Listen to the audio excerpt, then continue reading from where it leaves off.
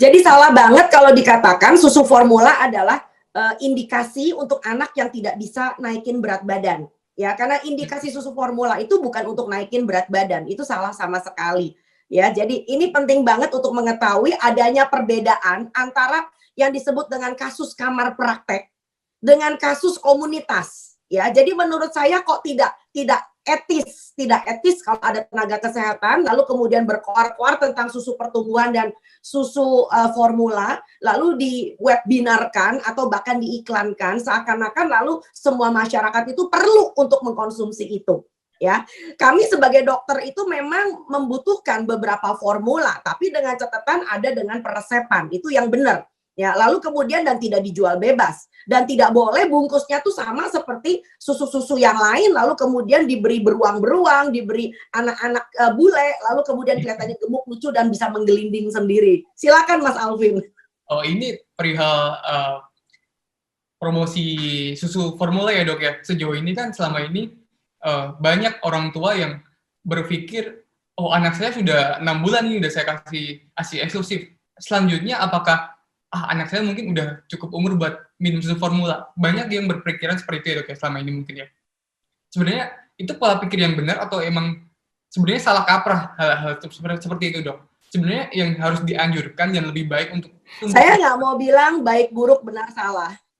Tapi saya nggak mau bilang baik buruk benar salah. Sebenarnya yang baik itu seperti apa, Dok, untuk tumbuh kembang anak?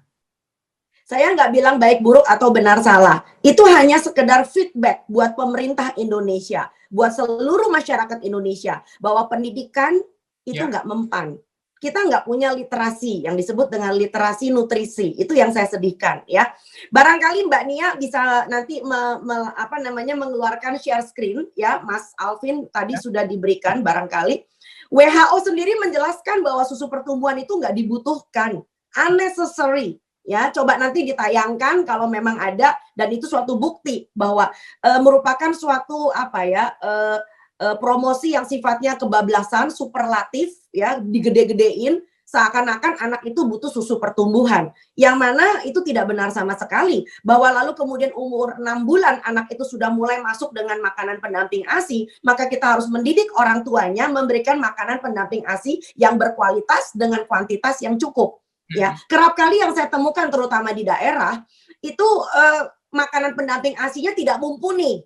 Ya, jadi artinya kurang protein hewan, kurang mengandung zat besi. Dan itu yang menyebabkan kenapa lobang di mana akhirnya dokter atau nakes atau bidan yang lain lalu mengatakan, udah pakai formula aja deh.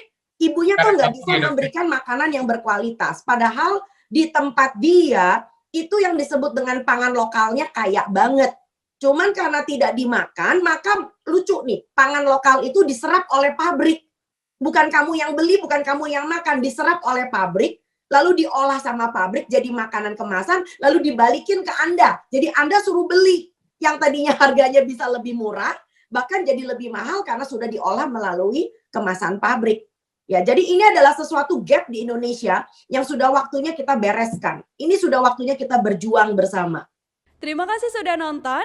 Jangan lupa like, subscribe, dan share ya.